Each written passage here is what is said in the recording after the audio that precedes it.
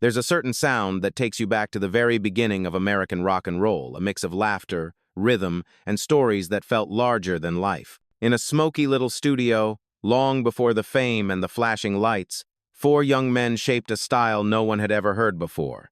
They weren't just singers. They were storytellers, comedians, and pioneers wrapped into one unforgettable group, and their name was the Coasters. They changed the way America listened to music, blending humor with sharp social snapshots in a way that felt effortless, even revolutionary. But somewhere along the road, their laughter faded from the spotlight, leaving behind a legacy too often overlooked. Let's get into their story right now. Let me know where you're watching this from in the comments.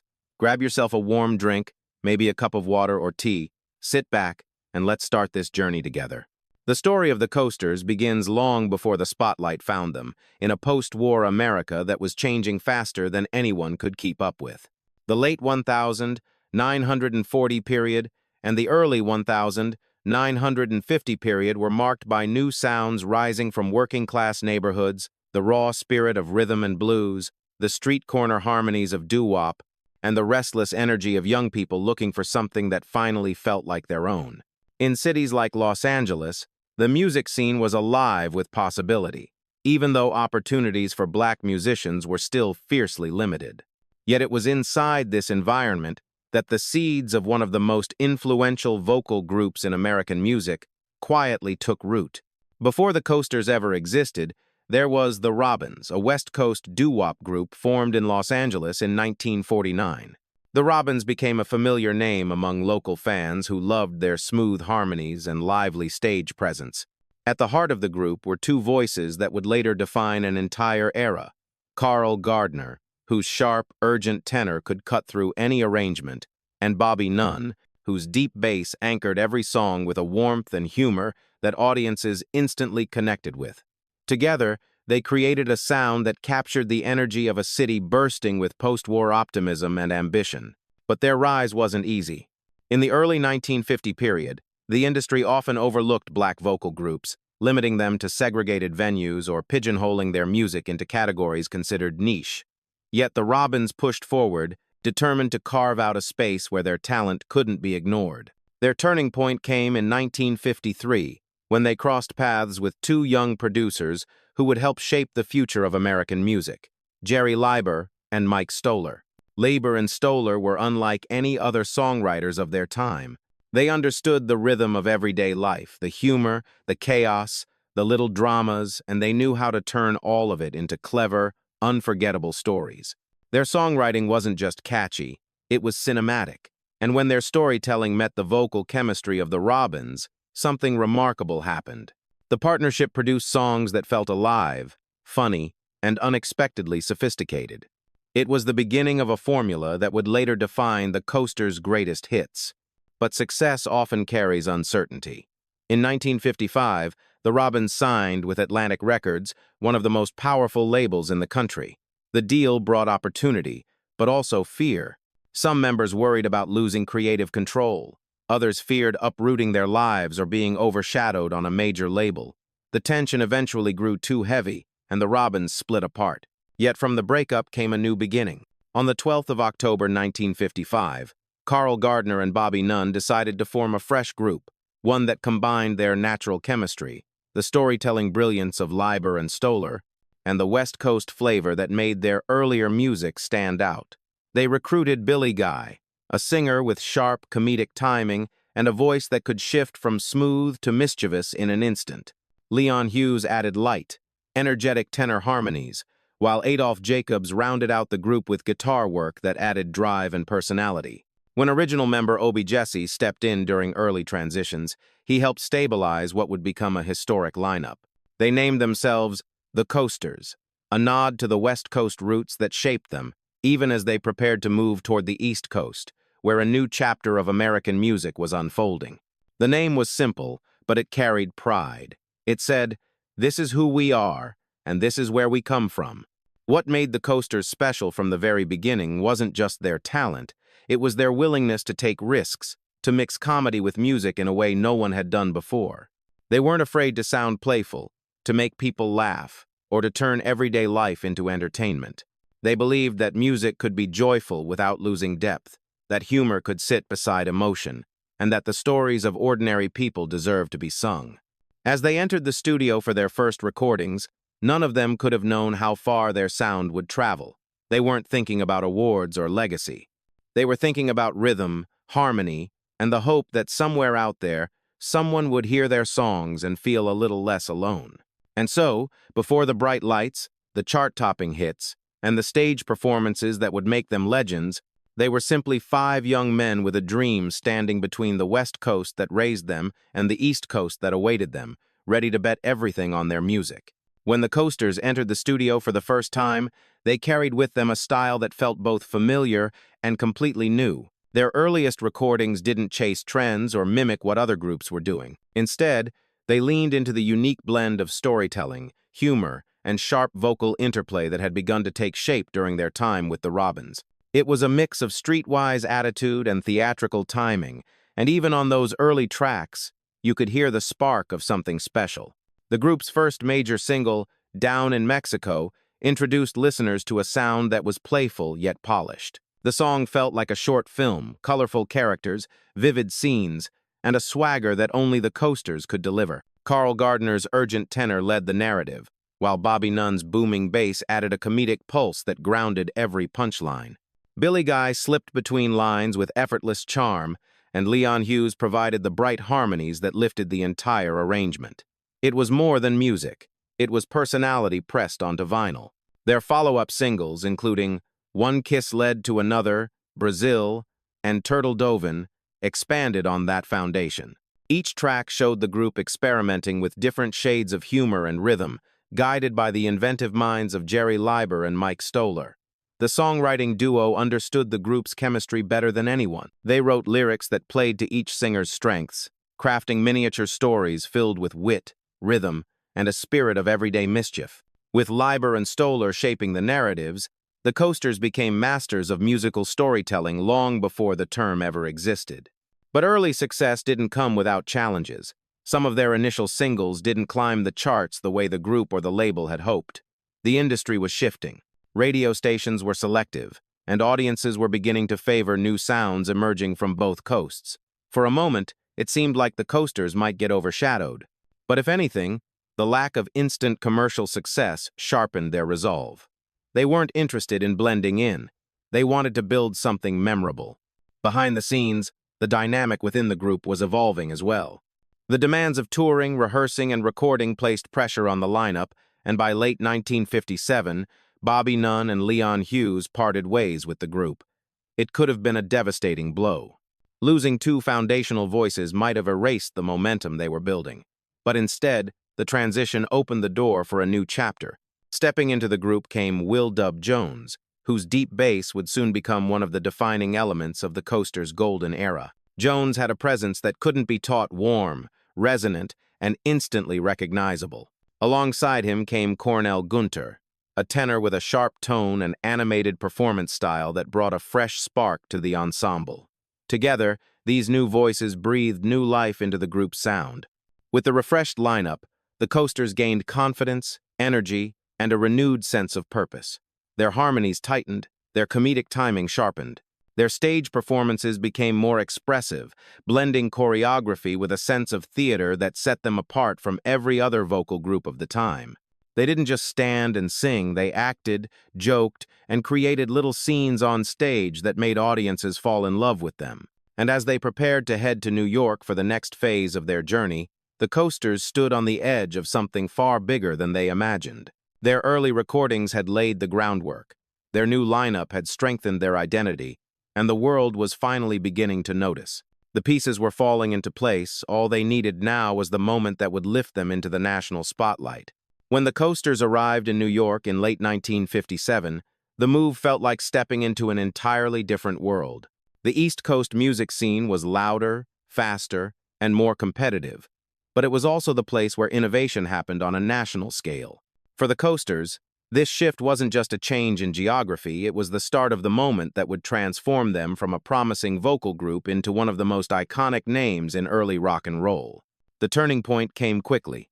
In early 1958, the group recorded a song that would redefine their career. Yakety Yak. Everything about it felt electric. The lyrics were humorous and relatable, built around the universal experience of teenage chores and rebellion.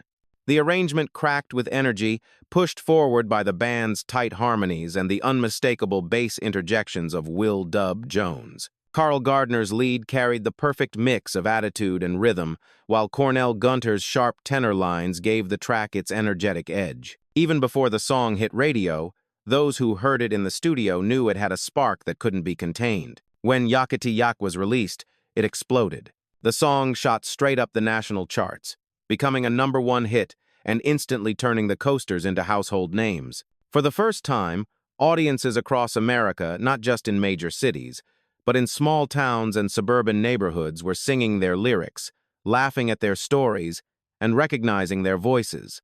It wasn't just a hit, it was a cultural moment. The success didn't end there. Later that same year, the group released "Zing Went the Strings of My Heart," showing a more melodic and soulful side of their personality.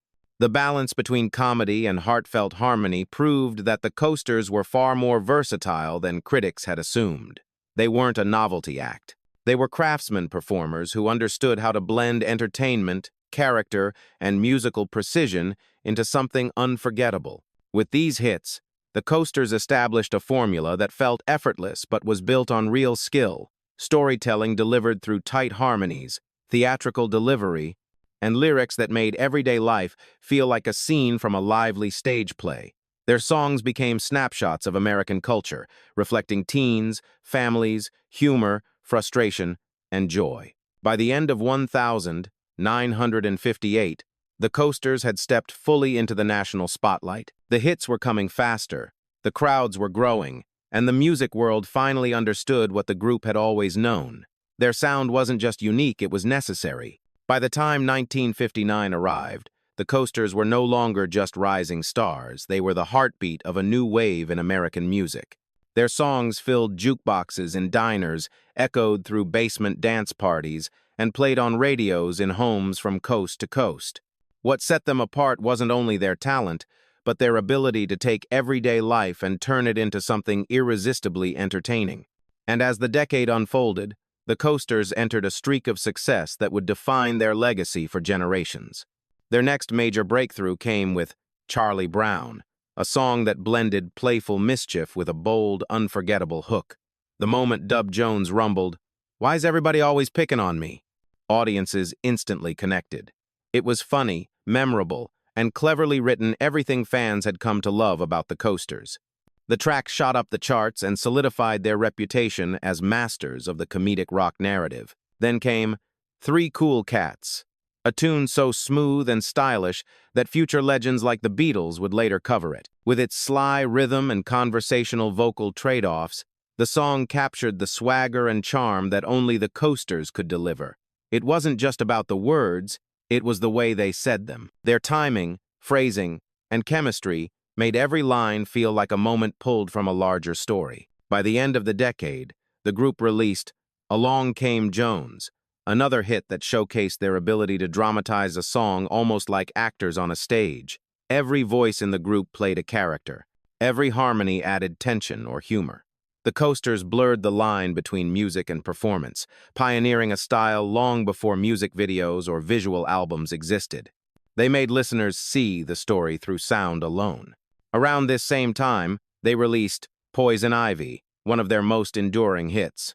The track hid clever metaphors beneath its catchy melody, and audiences embraced it instantly. Whether fans understood the double meaning or simply enjoyed the rhythm, the song became an essential part of the group's catalog, playful, sharp, and irresistibly danceable. Behind their success was the creative brilliance of Leiber and Stoller, whose production shaped the signature Coasters sound. But no production, no matter how expert, could have worked without the group's natural chemistry. Carl Gardner's expressive lead vocals, Cornell Gunter's piercing tenor, Billy Guy's comedic flair, and Dub Jones's deep bass created a combination unlike anything else in music at the time. When they stepped on stage, they didn't just sing, they performed, moving with exaggerated gestures and lively expressions that made every audience feel part of the joke. Their influence rippled far beyond their own chart success. Young bands studied their phrasing, Comedians admired their timing. Even future rock icons borrowed their energy and character-driven approach. The Coasters had become a bridge between rhythm and blues, theater, comedy, and early rock, a fusion no other group had ever mastered with such confidence. During these golden years, the Coasters stood at the very center of American popular culture.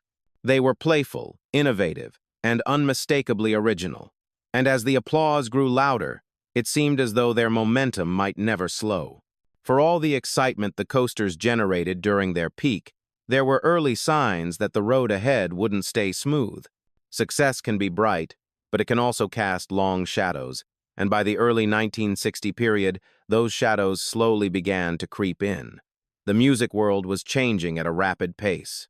New styles, new faces, and new cultural movements were redefining what audiences wanted, and groups built on humor and storytelling suddenly had to compete with an industry shifting toward more polished pop and deeper soul-driven performances. Inside the group, the pressure of constant touring and recording began to take its toll. Their trademark comedic energy required precision. Every gesture, every vocal inflection, every harmony had to land perfectly for the effect to work. Maintaining that level of performance day after day, city after city, wore on them more than fans ever realized. And although their stage presence looked effortless, the truth was that it demanded a level of discipline that few groups could sustain for long. The creative partnership with Jerry Leiber and Mike Stoller, once the backbone of their success, also began to change. The duo's move into new projects and broader responsibilities meant the Coasters no longer had the same constant creative guidance that had shaped their earliest hits. Without that steady hand, the group struggled to find material that matched the cleverness and spark of their golden years. The songs were still strong, but the magic wasn't always as sharp. Behind the scenes, lineup changes continued to disrupt their momentum. Members came and went, and with each shift, the group lost a bit of the chemistry that had once felt unbreakable. Fans saw familiar faces disappear, and even though replacements were talented, the identity of the Coasters slowly began to blur. The entertainment world loved their classic hits, but it wasn't always ready to embrace their evolving sound. Meanwhile, the rise of soul, Motown, and the growing influence of rock bands meant that vocal groups built around comedy and theatrical storytelling were no longer at the forefront of popular music. The Coasters weren't fading because they lacked talent. They were struggling because the world around them was changing in ways they couldn't control. And yet, even as cracks began to show, their legacy was already cementing itself in American culture. They had shaped a sound so influential that others would continue to imitate it for decades. But in the moment, as they looked out at a landscape shifting beneath their feet, the group faced an uncomfortable truth. The era they helped define was slowly slipping away. The early 1960 period marked the beginning of a difficult chapter for the Coasters, one that unfolded quietly but steadily. The music landscape they once dominated had shifted, almost overnight. The rise of Motown, soul, and the new wave of rock bands introduced a level of emotional depth and sonic experimentation that pushed comedic storytelling groups into the background. What once felt fresh and revolutionary suddenly seemed out of step with the direction American music was heading. For the Coasters, the change wasn't just external. Inside the group, the pressure of maintaining their identity became increasingly heavy. Their biggest hits were rooted in humor, quick wit, clever characters, and theatrical charm, but sustaining that level of energy required perfect chemistry and relentless commitment.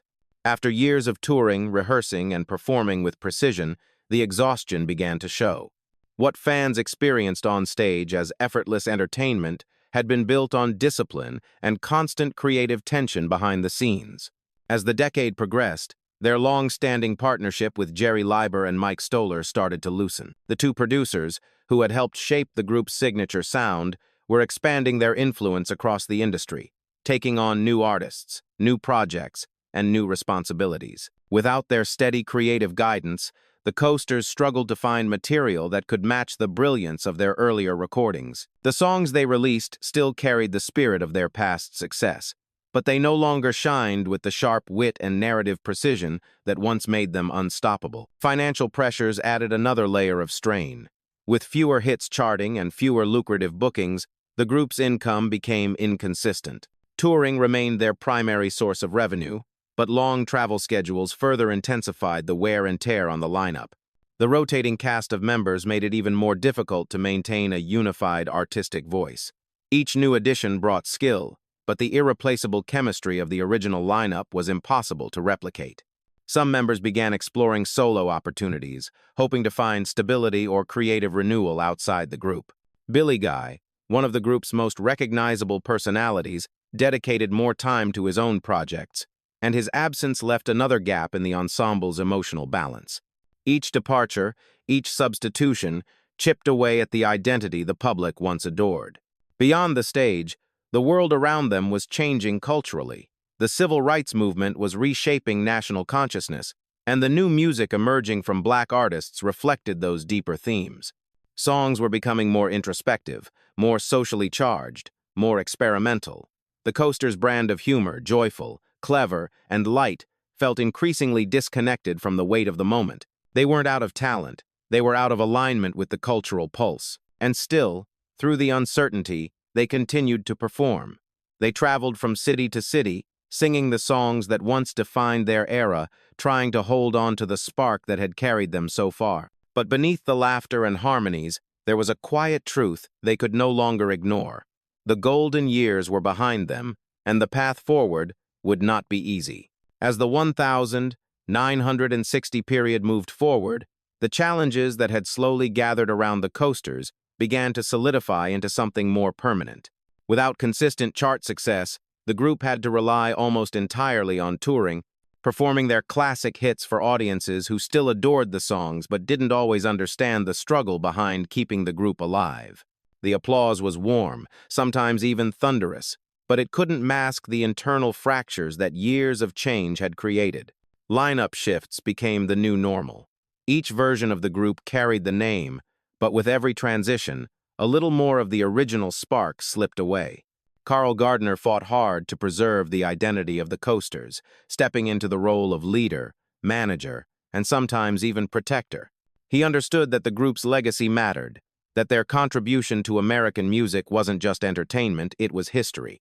But even with his commitment, the reality was difficult. Contracts, promoters, and oldies circuits often prioritized nostalgia over stability, creating a cycle that was exhausting to maintain. Meanwhile, other former members formed their own versions of the Coasters, touring under similar names and performing the same iconic songs. It was a problem that many classic groups faced, and for the Coasters, it became one of the most painful chapters of their story. Audiences were sometimes confused, promoters exploited the situation, and the legal battles wore down the members who simply wanted to preserve the name they had worked so hard to build. While these parallel groups kept the music alive in different corners of the country, they also fractured the legacy, making it harder for the public to know which version represented the true spirit of the original lineup. Outside the spotlight, the deeper toll of the years began to surface. One by one, the voices that had shaped their sound started to fade. Bobby Nunn passed away in 1986. Cornell Gunter was tragically murdered in 1990. Will Dub Jones, Billy Guy, Adolph Jacobs, Leon Hughes, and others eventually followed. Each loss felt like another page turning on a story the world had once celebrated, but no longer paid close attention to. For fans who grew up with their music, these passings carried a quiet sadness, a reminder that time, more than any chart or industry shift, was now writing the final verses. And yet, even as the original members left the stage for the last time, people continued to smile whenever one of their songs played. The laughter, the rhythm, and the unforgettable characters they brought to life never fully disappeared. But for the group itself, the silence after each performance grew heavier, making it clear that the world had moved on, even if their music never truly would. By the time the music world finally paused to reflect on what the Coasters had created, their influence had already spread far beyond anything they could have imagined in their early years. Their legacy wasn't just built on hit records or chart positions. It lived in the way they reshaped the possibilities of what a vocal group could be, blending music, theater, humor, and storytelling into a form that felt fresh, timeless, and unmistakably American. At the core of their legacy was the idea that music could tell stories without losing its rhythm. Before the Coasters, few groups had ever used comedy as a central artistic tool. Most comedy songs were novelties short-lived, often forgettable. But the Coasters weren't a gimmick. Their humor was crafted, intentional, and rooted in real-life experiences. Teen mischief, schoolyard antics, neighborhood characters, and the simple, relatable frustrations of everyday life. Their ability to make audiences laugh without sacrificing musicianship was groundbreaking, and it opened the door for future artists to explore personality-driven music in new ways. Their sound also became a blueprint for rising bands in the 1960 period and beyond. The Beatles famously covered Three Cool Cats, absorbing the group's playful phrasing and conversational storytelling. The Rolling Stones were influenced by their raw energy and rhythm. Even pop and soul groups of later decades borrowed from the Coasters' stagecraft, using expressive body language, ensemble comedy, and character-driven performances that echoed the theatrical style the Coasters pioneered on stage. In America, radio stations continued to bring their music to new generations. Yakety Yak, Charlie Brown, and Poison Ivy remained staples of oldies, programs, commercials, and film soundtracks. The songs kept their charm because they captured a moment in American life with humor and heart. They were snapshots of a country full of contradictions, segregation, still shaping daily realities, yet rock and roll bringing young people together across lines that had once seemed unbreakable. Through their music, the Coasters helped bridge that gap, giving America a chance to laugh together even when the world outside didn't always make room for it. Their influence extended globally as well. In Europe, their records inspired young musicians who were hungry for the authenticity and rhythm of American R&B. In the United Kingdom, the Volkswagen commercial that featured "Sorry, but I'm gonna have to pass" brought their sound back into public attention decades after its original release, proving that great storytelling never goes out of style. To many international listeners, the Coasters became a symbol of the early spirit of rock and roll, joyful, rebellious, and endlessly creative. But perhaps the clearest recognition of their impact came in 1987, when the Coasters achieved something no vocal group had ever done before. They became the first group to be inducted into the Rock and Roll Hall of Fame. It was a moment of long overdue respect, a national acknowledgement that their contributions were foundational to the art form itself. This honor was followed in 1999 by their induction into the Vocal Group Hall of Fame, further cementing their place in music history. The world eventually realized what fans had known all along. The Coasters didn't just entertain, they shaped the American musical imagination. Their songs outlived trends, outlasted generations, and continued to echo wherever people gathered to relive the golden age of rock and roll. As the years passed, the world began to look back on the Coasters with a sense of gratitude that wasn't always present during their later career. In the United States, nostalgia became a powerful lens through which fans rediscovered the joy their music had once brought into living rooms, school dances, and long summer drives. American listeners, especially those who grew up in the 1950 period, heard their songs as reminders of a simpler time when rock and roll was new, when laughter mixed with rhythm, and when music felt like a window into the everyday lives of ordinary people. Their records sparked memories not just of melodies, but of moments, faces, and feelings that might have otherwise faded with time. Music historians also began reassessing their importance. What some critics once dismissed as novelty was now understood as pioneering artistry. The Coasters had turned humor into a musical language that influenced generations. They didn't just perform songs, they embodied characters, painted scenes, and shaped the early identity of rock and roll with storytelling techniques that later artists would study and admire. Their work revealed that joy and intelligence could coexist in music, and that humor could be a form of truth. Globally, their legacy followed a similar path. Fans in Europe, Asia, and beyond embraced their recordings long after the group's commercial peak in America had faded. Collectors sought original pressings. New listeners discovered their music through movies, commercials, and curated playlists celebrating early R&B. The Volkswagen campaign in the United Kingdom, which revived interest in "Sorry, but I'm gonna have to pass," proved that their songs could find new life decades after release. To international audiences, The coasters represented the early, playful soul of American culture, the kind that crossed borders with ease and reminded the world of the universal joy found in rhythm, harmony, and a well-told story. As more members passed away, tributes began to appear across newspapers, radio stations, and online communities. Fans shared memories of seeing the group on stage, of dancing to their singles, or hearing their parents play the records at home. For many, their passing felt like losing a piece of the past, a reminder that time spares no one, not even the voices that once filled the airwaves. Yet, in every reflection, one truth remained steady. The coasters were never truly forgotten. Their music lived on in the laughter they inspired, the artists they influenced, and the generations who continued to discover them. Even as the world changed, their songs retained the charm, wit, and spirit that had made them timeless in the first place. Their legacy wasn't the product of chart positions or industry hype. It was the quiet, enduring recognition that they had brought joy into people's lives, and that kind of legacy never fades. In the quiet moments when their songs play today, it's easy to picture the world they once helped create, a world of jukebox lights, crowded dance floors, and the kind of laughter that comes from stories everyone can recognize.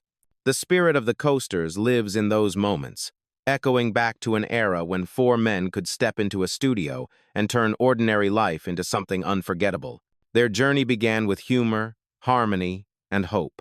And even though time carried them far from the center of the spotlight, the warmth of that early brilliance still lingers. Looking back, it becomes clear that the coasters offered more than entertainment. They gave America a new way to experience music through characters, scenes, and playful truths that made the country smile even during complicated times. They were pioneers who stood at the intersection of rhythm and storytelling, blending the joy of comedy with the craft of early rock and roll in a way no one had ever done before. Their voices brought people together, crossing neighborhoods, backgrounds, and generations with a simplicity that felt effortless but was born from deep talent and dedication. As we honor their memory, we also honor the artists behind the voices: Carl Gardner, Bobby Nunn, Billy Guy, Leon Hughes, Dub Jones, Cornell Gunter, Adolph Jacobs, and so many others who carried the torch in different eras. Some of them left us far too soon. Others kept performing long after the applause faded. Each one helped build a legacy that still resonates today, a reminder of how powerful music can be when it speaks to the everyday heart. And maybe that's why their story still matters. In a world that changes faster each year, the coasters remind us of something simple and enduring. Joy is worth remembering. Laughter is worth preserving.